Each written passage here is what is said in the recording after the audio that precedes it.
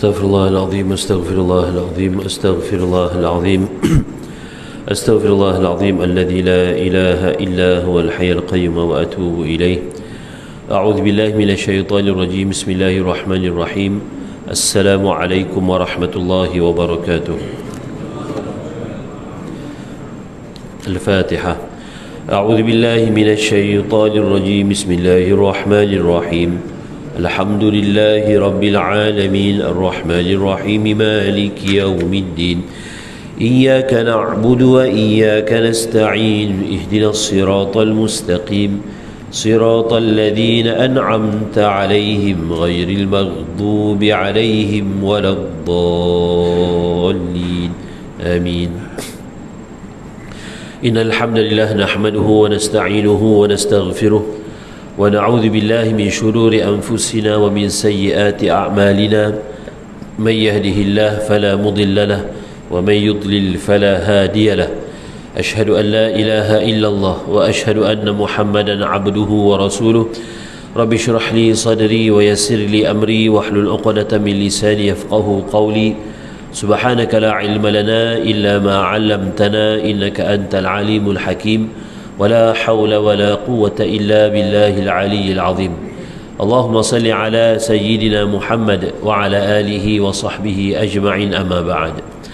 Alhamdulillah, bersyukur Allah Subhanahu wa taala dengan limpah kurnia, rahmat dan inayah daripada Allah, dijadikan untuk kita bertemu pada malam ini bagi meneruskan pembacaan daripada kitab At-Tadhkirah fi Ahwalil Mauta wa Umuril Akhirah, peringatan berkenaan dengan kematian dan juga hari akhirat. Jadi pada pembacaan kita yang lepas, kita membacakan hadis berkenaan dengan disunatkan untuk kita apabila selesai mengkebumikan jenazah untuk berdiri sebentar, terutama sekali di sisi kepalanya, dan mengingatkan dia tentang syahadah alla ilaha illallah wa anna muhammadar rasulullah. Kan, sesungguhnya jenazah atau mayat di dalam kubur itu mendengar kata-kata yang diingatkan oleh orang yang masih ada di kubur pada ketika itu. Cuma kita je dia tidak dapat membalas kata-kata kita, dan kita pun tidak nampak dia, dan kita pun tak tahu apakah respon dia. Tapi hakikatnya dia akan duduk dan bersedia untuk menjawab soalan dua malaikat tersebut.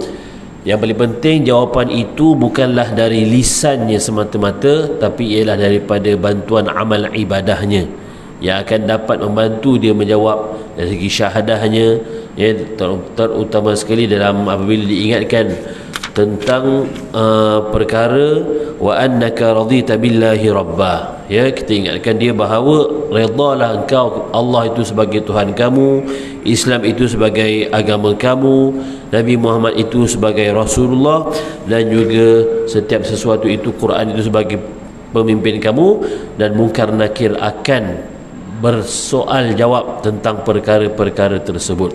Maka sekiranya imannya, amalannya dapat menjawab, membantu dia untuk menjawab soalan-soalan tersebut, maka mungkar dan nakir akan meninggalkan dia dalam keadaan yang nyaman. Tapi sebaliknya, sekiranya dia tidak berada dalam keadaan yang baik, tidak berada dalam keadaan qauli thabit untuk dia menjawab soalan mungkar dan nakir, maka bersedialah untuk menerima paluan-paluan serta seksaan yang akan diterima disebabkan tidak yakinnya kepada Islam semasa hidupnya. Baik, maka insya-Allah pada hari ini kita menyambung berkaitan dengan bab fi nisyani ahli al-mayyit mayyitahum wa fil amali wal ghaflah. Bab berkenaan dengan kelupaan ahli keluarga jenazah, ahli keluarga orang meninggal dunia itu, supaya dia ada harapan dan juga kelalaian dalam kehidupannya. Apakah maksudnya? Berdasarkan hadis Nabi SAW daripada Abu Hadbah Ibrahim bin Hadbah qala haddathana Anas bin Malik qala qala Rasulullah sallallahu alaihi wasallam inna masyi'il janazah qad wukila bihim malak fahum muhattamuna مخزونون حتى إذا أسلموه في ذلك القبر ورجعوا راجعين أخذ كفا من تراب فرمى به وهو يقول irji'u ila diyarikum ansakumullahu mautakum fayansuna mayitahum wa ya'khuduna fi shira'ihim wa bai'ihim ka'annahum lam yakunu minhu wa lam yakun minhum. Hadis sahih. Ya, baik tuan-tuan puan-puan muslimin muslimat Allah Subhanahu wa taala, hadis ini bermaksud daripada Anas bin Malik berkata, telah bersabda Nabi sallallahu alaihi wasallam, sesungguhnya penghantar-penghantar ataupun pengiring jenazah itu telah mewakilkan dia kepada malaikat. Fahum muhattamuna mahzunun, yang pada ketika itu penghantar jenazah ini ataupun pengiring jenazah ini secara adatnya berada dalam keadaan yang bingung dan juga dalam keadaan yang sedih. Kan jaranglah orang hantar jenazah tu dalam keadaan bersukaria, bertepuk-tepuk tangan, tak ada ya tuan-tuan. Dalam keadaan biasanya mengiring jenazah tu dia akan berzikir, dalam keadaan insaf, dalam keadaan bingung ni dikata mungkinlah, contohnya kalau kematiannya kematian yang mengejut, kan, kematian yang mengejut, tiba meninggal dunia, jadi masing-masing semasa mengiring jenazah tu pun berfikir, kan, bermain-main dalam fikiran mereka bahawa baru semalam duduk minum kopi sama-sama, tiba-tiba dah meninggal hari ni. Jadi bingung nak berarti kata macam sukar untuk menerima kematian seseorang itu yang sedang dibawa jenazahnya pada ketika itu. Dan sudah pasti kalaulah dia di kalangan ahli keluarganya yang rapat, kawan karibnya, akan berada dalam keadaan yang sangat sedih, kan. Hatta idza aslamuhu fi dhalikal qabr, sehinggalah selesai urusan pengkebumian jenazah tersebut, dah ditanamkan, dah di tanah tu timbus dah ditimbus semua, dah selesai, maka waraja'u raji'ina, maka tidak ada lagi, tak ramai, dan memang semualah tidak akan ada yang tunggu, semuanya akan balik. Dan semasa dalam langkah balik tersebut, ada malaikat yang telah diwakilkan berada di kubur tersebut. Kita pun tahu malaikat ni sebenarnya banyak dan ada tugasan-tugasannya, dan salah satu tugasan malaikat di kubur itu, dia akan akhadha kaffan min turab. Digambarkan dekat sini, dia akan mengambil segenggam tanah daripada kubur tersebut, farama bih, dia akan campakkan kepada orang yang sedang berjalan pulang tu. Tapi kita nampak tak? Kita tak nampak tuan-tuan.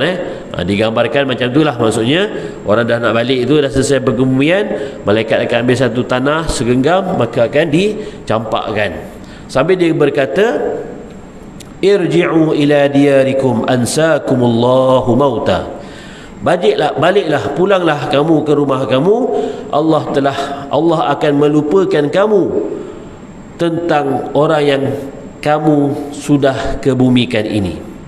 Maka selepas itu mereka akan lupa tentang warisnya itu yang sudah meninggal dunia, dan mereka akan berterusanlah dalam urusan jual beli mereka, ka'annahum lam yakunu, seolah-olah mereka tidak pernah bersama-sama ataupun tidak pernah hidup bersama-sama dengan orang yang sudah meninggal dunia tersebut. Kan?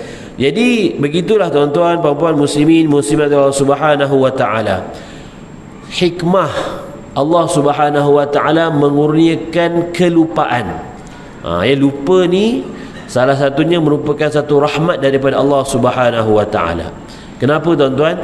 Kerana sekiranya Allah tidak campakkan sifat lupa dalam diri kita, apabila kita kehilangan ibu, kehilangan ayah, kesedihan yang akan kita alami akan berterusan.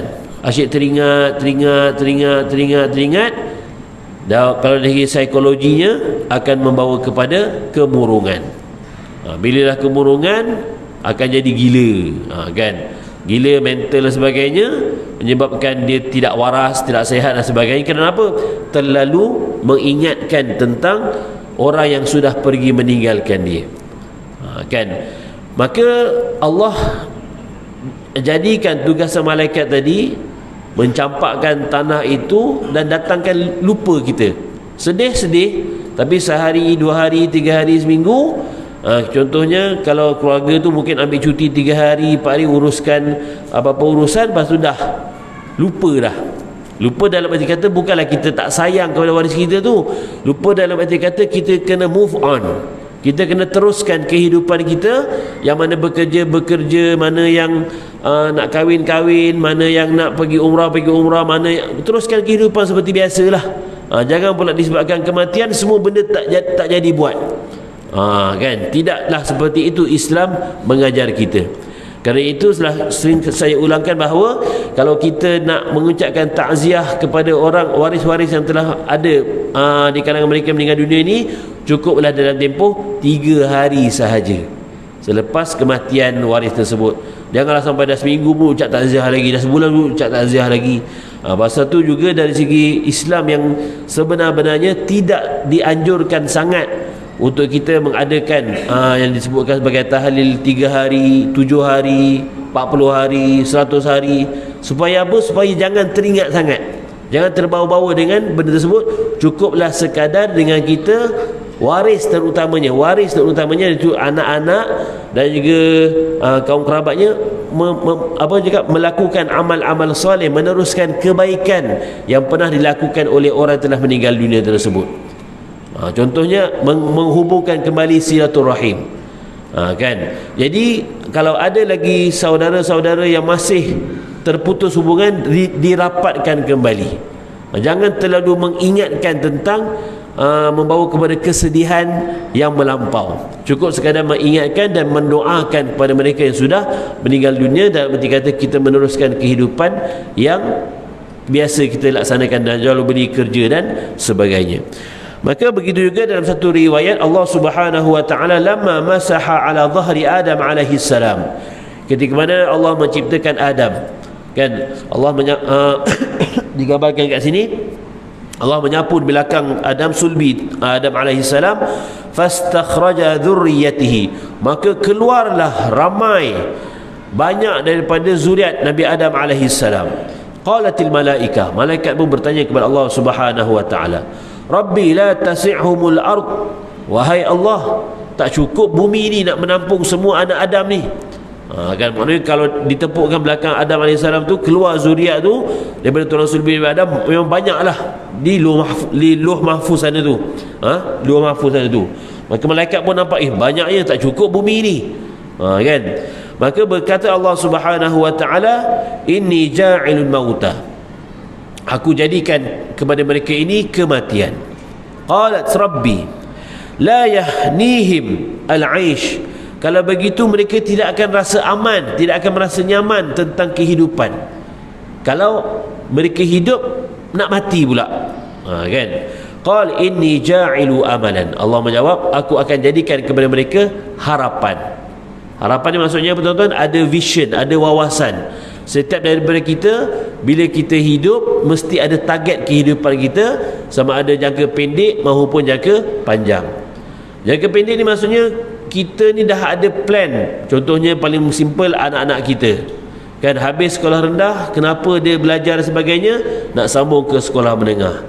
Habis sekolah menengah nak sambung ke universiti. Habis universiti nak sambung ke bekerja. Dah habis bekerja, kahwin nak beli rumah, beli kereta. Maksud setiap daripada kita ni ada tujuan, target dan sebagainya. Yang berniaga, meniaganya. Yang bekerja sendiri, terpulang kepada target untuk dia mendapatkan apa yang diimpikan dalam kehidupan dia. Datangnya daripada siapa? Ilham daripada Allah Subhanahu wa taala.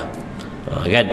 Jadi bila kita disibukkan dengan urusan-urusan dunia ini, kita tahu akhirnya kita akan mati, tapi jangan meninggalkan terus kehidupan yang Allah telah sediakan, nasib dan rezeki kita ketika mana kita di dunia.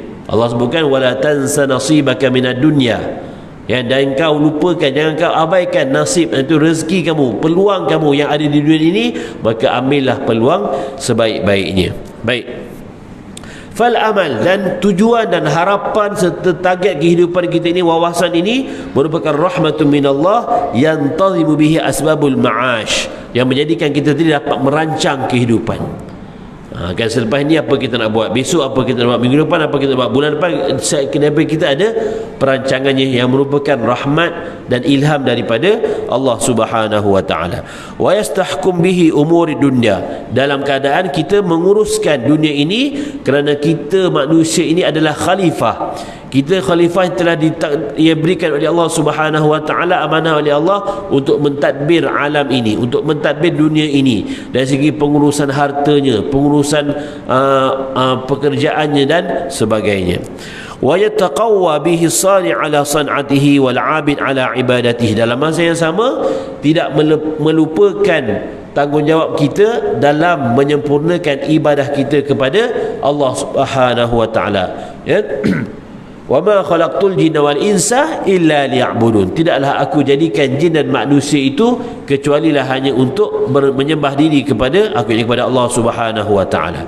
Wa inna ma yadimmu min al-amal mamtadda wa tal hatta ansa al-aqibah wa thabata an salihil a'mal. Sekiranya hamba Allah Subhanahu wa taala itu sekadar meletakkan target duniawi semata-mata, yang ini salahnya tuan-tuan.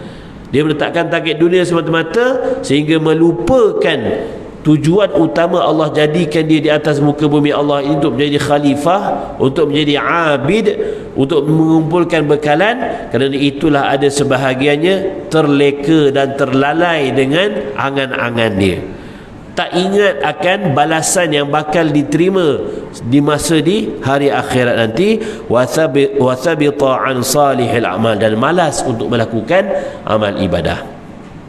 Macam mana kita nak tahu tuan-tuan? Tepuk dada tanya iman. Contohnya, seringkali saya bagikan satu contoh harian kita. Kenapakah kita bangun pagi-pagi? Kita bangun pukul 5, bangun pukul 6. Apa niat kita nak bangun pagi itu? Kan? Kalau kita niat, alhamdulillah ya Allah, aku bangun pagi, awal pagi ni untuk bersedia untuk aku solat subuh. Kan? Mungkin dia sempat untuk tahajud, sempat untuk mempersiapkan dirinya solat subuh. Selesai solat subuh, ya Allah, aku nak pergi kerja. Kan? Kalau hari cuti tuan-tuan, tetap konsisten, tetap istiqamah. Dia bangun juga pukul 5, pukul 6. Sebab apa? Aku bangun ini untuk solat subuh, bersedia untuk solat subuh. Hari cuti pula, alhamdulillah, aku dapat nak pergi dengar kuliah subuh di surau di masjid. Kalau hari kerja mungkin sibuk. Jadi rutin dia itu setiap pagi memang renew dia untuk ibadah kepada Allah Subhanahu wa taala. Tetapi kalau orang yang menjadikan target hidupnya kat dunia semata-mata, kenapa dia bangun pagi-pagi? Nak pergi kerja, nak kejar punch card. Kalau lambat bangun pagi, nanti jalan jam. Bila jalan jam, punch card merah, kan tak sempat nak pergi kerja. Maka hari cuti, hari cuti tak kerja, so aku boleh bangun pukul 8, boleh bangun pukul 9, nanti qada ajalah solat subuh tu. Inilah dua perbandingan bagaimanakah seorang hamba Allah Subhanahu wa taala itu meletakkan target kehidupannya untuk dunia semata-mata ataupun juga untuk akhirat, yang memang menjadi tujuan utamanya, yang menjadikan dunia ini sebagai alat untuk dia mendapatkan kebaikan semasa di hari akhirat Allah Subhanahu wa taala. Baik, berkatalah Imam Hasan Al-Basri, al-ghaflatu wal amal, kelalaian, kelupaan, kelalaian dan kelupaan. Ghaflah ni lupa, yang kita lupa tuan-tuan, dan juga amal, dan juga harapan kita punya target wawasan kita ni. Dua benda ni, lupa dan juga ada target kita, merupakan ni'matan azimatan ala ibnu Adam, merupakan dua nikmat yang besar yang Allah kurniakan kepada anak-anak Adam. Walaulahuma ma masyal muslimun fit turuq. Kalaulah tak ada kedua-duanya ini, maka orang-orang Islam akan berada dalam keadaan yang kesesatan. Maksudnya apa tuan-tuan? Kita kena faham, kita sebagai orang Islam perlu seimbangkan kehidupan duniawi kita dan kehidupan ukhrawi kita. Mana yang sudah pergi, nasib mereka, kehidupan mereka sudah pun berlalu. Kan, mungkin orang dah pergi meninggalkan kita terlebih dahulu, maka cukuplah sekadar kita mendoakan mereka dan ingat apa jasa-jasa yang telah mereka lakukan, kita teruskan. Siapa yang dengan mereka siapa berkawan, kita teruskan silaturahim dan sebagainya. Maka tidak perlu untuk kita buat benda-benda yang kita cakap terlalu membawa kepada ta'asub, membawa kepada kesesatan. sampai kita menggantung gambar, ya, gantung gambar lepas tu dikalungkan dengan bunga. Tak cukup dengan di rumah, kita hiaskan pula kuburnya, kan, membawa kepada penyembahan kepada kubur, terlalu nak memuja, terlalu nak mengingatkan kepada benda-benda yang tak sepatutnya. Yang dah kita sebutkan tadi, mana yang dah pergi.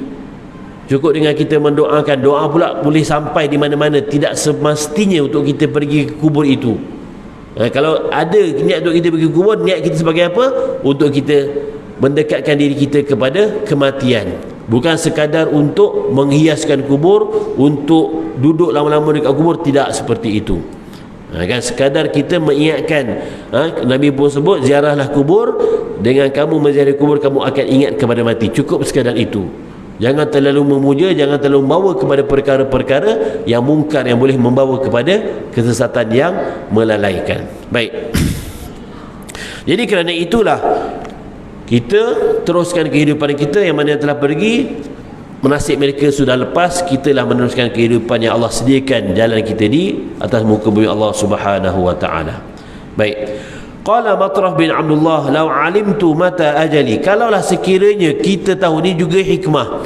Kenapakah Allah sembunyikan hari kematian kita? Kenapa kita ni tak tahu tentang bila kita nak mati? Kan, antaranya supaya la khasyaitu dhahaba aqli. Kalaulah betul kita tahu tarikh kita nak mati, kita akan terlalu fokus ibadah semata-mata dengan kita meninggalkan kerja-kerja dunia. Kan, kita tak nak, ya, kena faham konsep ini tuan-tuan. Dalam iman dan takwa kita tahu apa yang kita buat ini semuanya untuk akhirat. Maksud yang salah di sini adalah dia terlalu memfokuskan kepada ibadah khusus. Maksudnya dia solat aja, dia doa aja, tak cari rezeki, tak bekerja dan sebagainya. Kan, sehingga boleh membawa kepada kegilaan dia dalam ibadah. Apa maksud kegilaan dalam ibadah, tuan-tuan? Dia dah tak ingat ahli keluarga dia dah tak ingat apa tanggungjawab dan amanah yang dipikul semasa di dunia. Dia fokus hanya untuk ibadah yang khusus sahaja. Itu adalah sesuatu yang salah. Walakin Allah Subhanahu wa taala manna ala ibadihi bil ghaflati 'anil maut. Kerana itulah kadang-kadang Allah lupakan kita ini tentang kematian. Lupanya itu bermaksud bukan lalai. Kita ingat, ya, bukanlah lalai untuk kita mengingati mati. Terlupanya kita itu untuk kita berusaha bersungguh-sungguh dalam kita meneruskan kehidupan kita di atas muka bumi Allah Subhanahu wa taala ini. Walaula al-ghaflah ma tahinu ya'ishu wa la qamat bainahumul aswaq. Kalau seperti saya bukan tadi, kalau tak ada orang yang terlupa terlalai, sudah pasti tidak akan ada pasar raya, tidak akan ada kenderaan. Orang semua duduk di iktikaf dekat masjid semata-mata. Kan tak buat kerja lain, dah habis, macam mana kita nak makan, nak hidup? Kerana itulah Allah kurniakan apa tadi? Dua perkara: kelupaan kita kepada orang yang telah meninggal dunia, dan juga sekali-sekala kita lalai kepada kematian, dan kadang kita tidak melupakan tanggungjawab kita kepada Allah, tanggungjawab kita sesama manusia. Baik. Seterusnya tuan-tuan, bab fi rahmatillah bi 'abdihi idza adkhala fi qabrihi. Rahmat Allah Subhanahu wa taala kepada hamba-Nya apabila dimasukkan ke dalam kubur. Qala Ata al-Khurasani, berkata Ata al-Khurasani, arhama ma yakunu rabbi 'abdihi. Allah Subhanahu wa taala sering mendatangkan ataupun mengurniakan rahmat kepada hamba-hambanya. Idza dakhala fi qabrihi wa tafarraqa an-nas anhu wa ahlihi. Terutama sekali apabila seorang hamba itu dimasukkan ke dalam kubur dan dia akan berpisah dengan manusia di sekelilingnya, termasuklah waris dan ahli keluarganya. Satu riwayat mengatakan bahawa kuntu akhtalifu ila Abi Umamah Al-Bahili bisyam. Aku telah menziarahi saudara aku Abu Umamah Al-Bahili di Syria, di Syam. Fadakhalat yawman ala fata maridun min jiran.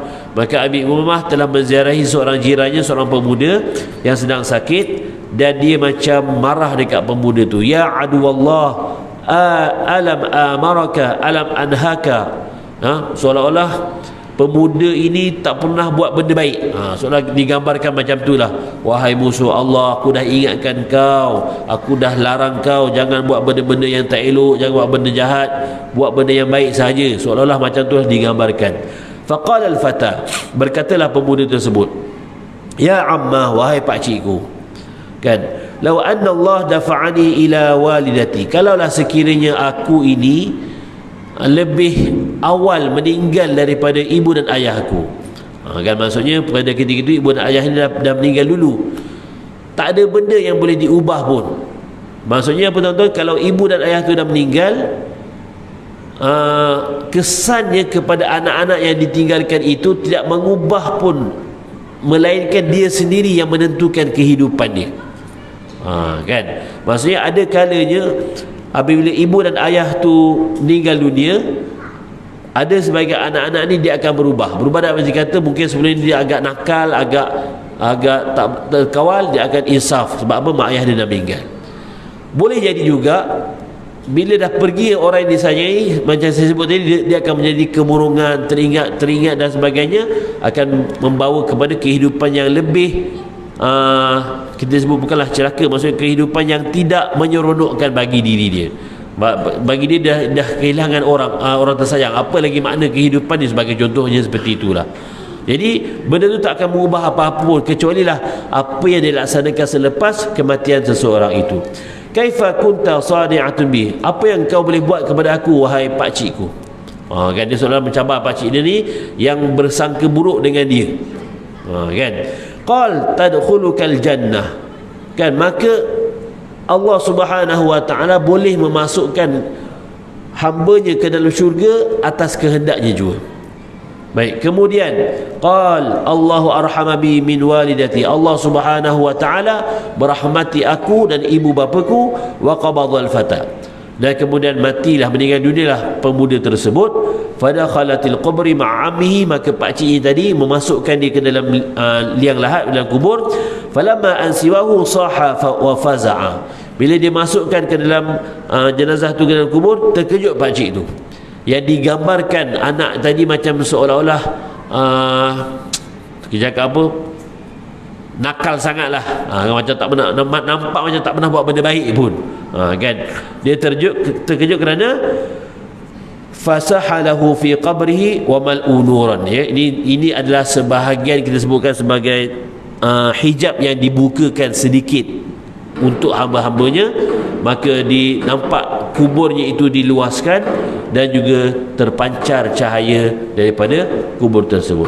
Jadi di sini tuan-tuan puan-puan Allah Subhanahu wa taala bermaksud kita jangan putus asa daripada rahmat Allah Subhanahu wa taala. Yang pertama, mana yang telah pergi, mereka sudah meninggalkan kita teruskan kehidupan, dan kalaulah kehidupan kita itu ada titik-titik hitam yang pernah kita lakukan, sentiasalah bersangka baik kepada Allah Subhanahu wa taala. Tidak semua orang akan mati dalam keadaan yang tidak baik. Jangan terpengaruh sangat dengan cerita tanah kubur tu. Kan, orang buat ni je dia akan jadi datang, kan. Jangan percaya sangat. Sekarang tengok cerita tak apa.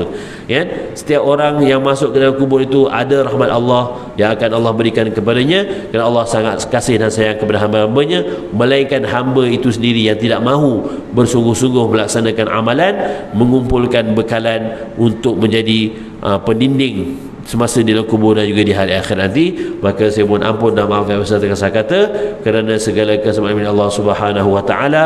Aqulu qawli hadza wa astaghfirullah al-azim li wa lakum. Assalamualaikum warahmatullahi wabarakatuh. Kafaratul majlis. Subhanakallahumma bihamdik, asyhadu an la ilaha illa anta, astaghfiruka wa atubu ilaik.